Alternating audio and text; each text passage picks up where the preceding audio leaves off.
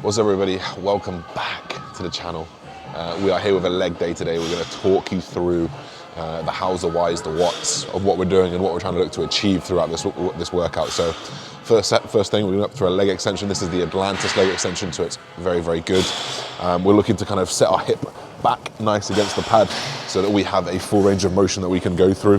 The lower pad here is going to kind of come just behind that knee crevice there, not too far back so you can't fully extend and not too far forward so you're overhanging as well. You want to be nice and locked in. You want to be anchoring against the handles here, and we want to be going to a full extension, which is not here, it's actually all the way here where the legs are fully extended and the knee is fully extended there. So we're going to take this for the first exercise. We know we're going to do this first because our ability to get that leg fully contracted up in this top position is going to get harder and harder and harder as we go through. So we want to really demand a lot from that top range of motion at the start.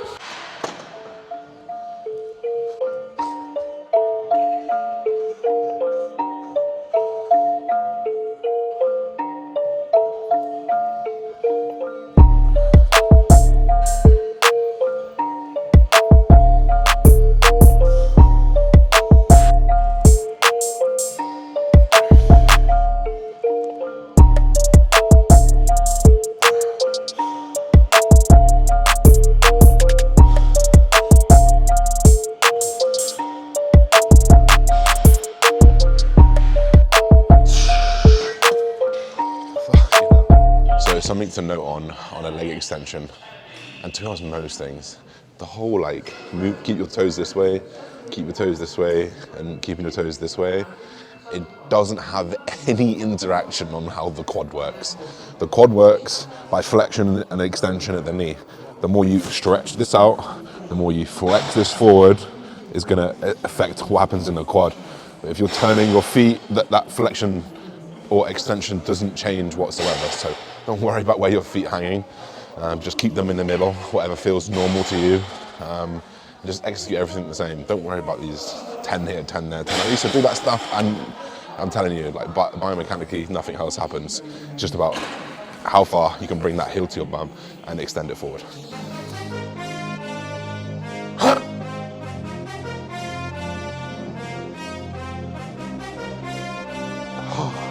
Yeah. Hey, hit records on my demo. Did y'all boys not get the memo? I do not stay at the Intercontinental. And anything I got is not a rental. I own it. So move on to a leg extension. I'm supposed to do the leg extension and the leg curl. So this is just what we did, but just with the seat down. I probably would prefer to do a seated right now because it will help getting into that short position like we're talking about with the quad extension, but we've only got a lying here. And the things we're going to focus on right here is clamping our glutes so that the lower back stays stable to the floor. I am going to come up a little bit on my elbows just so that I've got a flat back. I can help keep my my glutes down. Coach Asiri Pereira is behind that one, just so we can kind of keep a bit more stability. A very, very similar thing with the quads, like changing your feet is not going to change which hamstring you hit. The hamstring is just functions by the movement that you can get with your heel towards your bum. And that's what we're going to focus on, dragging this weight up forward. Same as here, 2 sets, 1 16, 1 6 to 10, 1 12 to 15.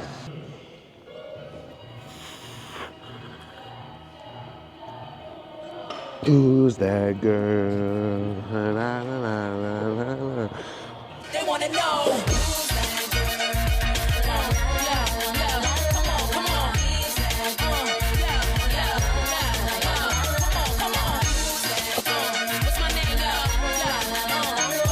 Some viewers may find the following video disturbing. Viewer discretion is advised.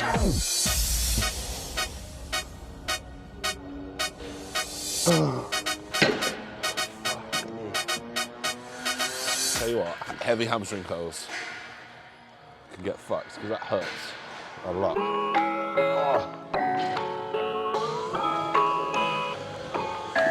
Fuck, man. My legs are killing me. No, I just feel wrecked. I feel tired. This is my 3rd day in a row training, so I'm a bit like, I can feel my central nervous system like, and it's legs. So. Great. 5 to 6, I reckon. Look at the whole machine. This is why you stick a band on here, so it'll keep some stability to it. I don't know if I want to do that though. I might band this together.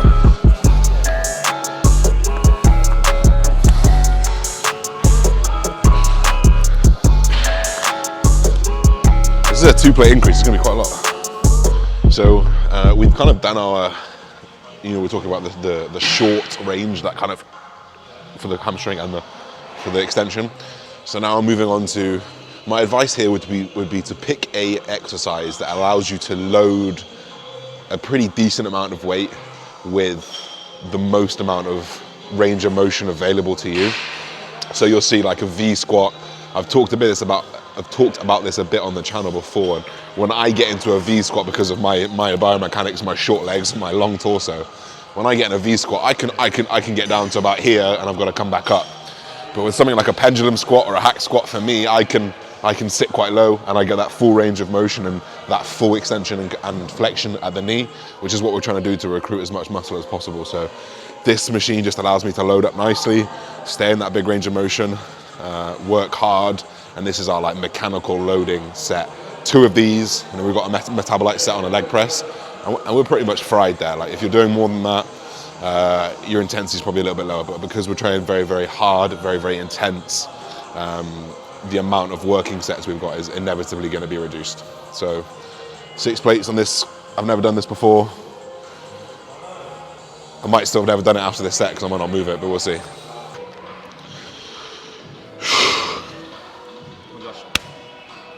Ow. Ow. Fucking hurt. Oh my God, I can't even unrack it. Really? I might just try 5 because that felt like... Take 2. Take 2. What was I thinking? Putting 6 plates on. This is still heavy. And again, come on.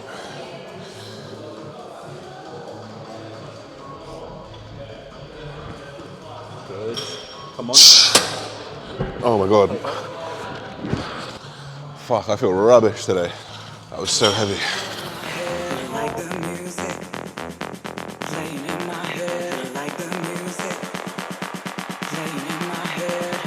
Everywhere I go from there.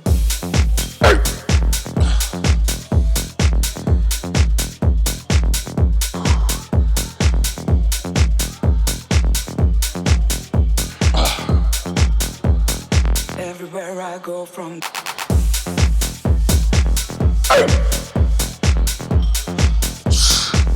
Fuck. I don't know why I paused that.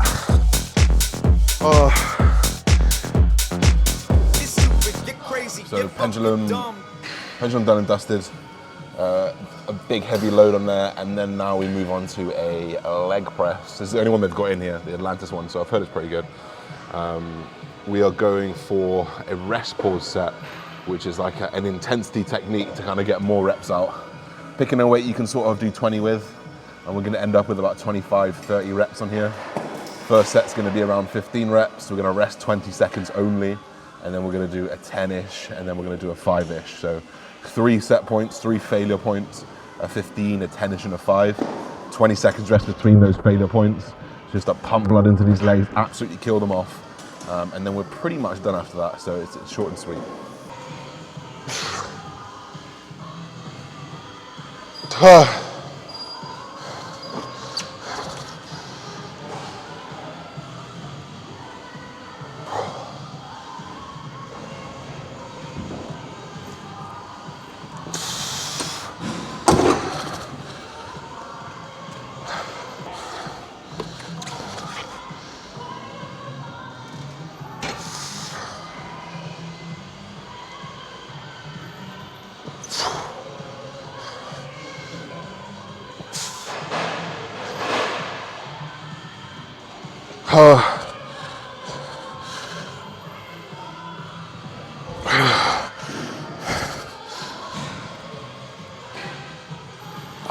Fuck off.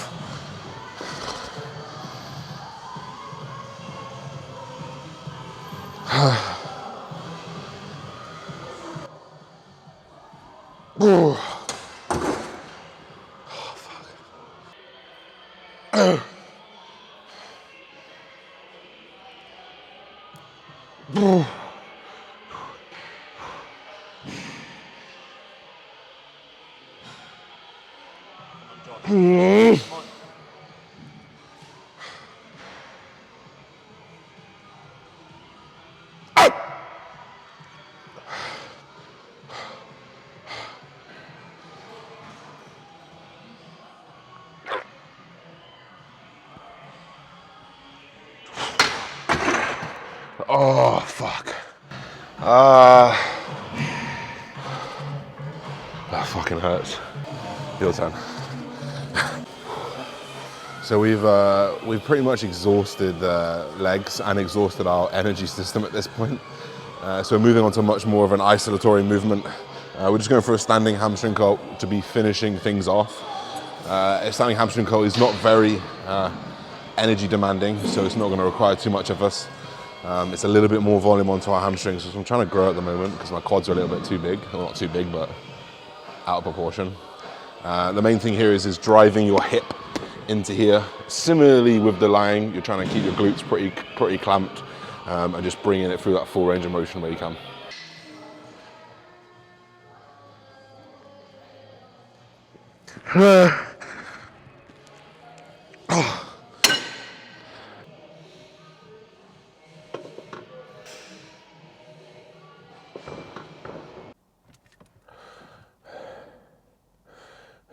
So I'm absolutely battered. I really noticed my my central nervous system taking a bit of a hit there. Something that you do need to consider if you were training at a higher intensity multiple days in a row. Like I see some people do push-pull legs, rest, push-pull legs, or even some people do push-pull legs, rest on the Sunday. And I think, how are you even recovering?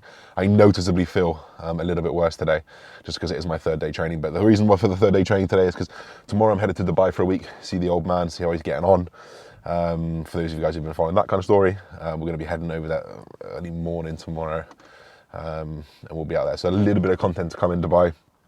But the main things I want you to think about during this leg workout is number one, working in those ranges or prioritizing those ranges which are harder to get into. For example, fully straightening your leg.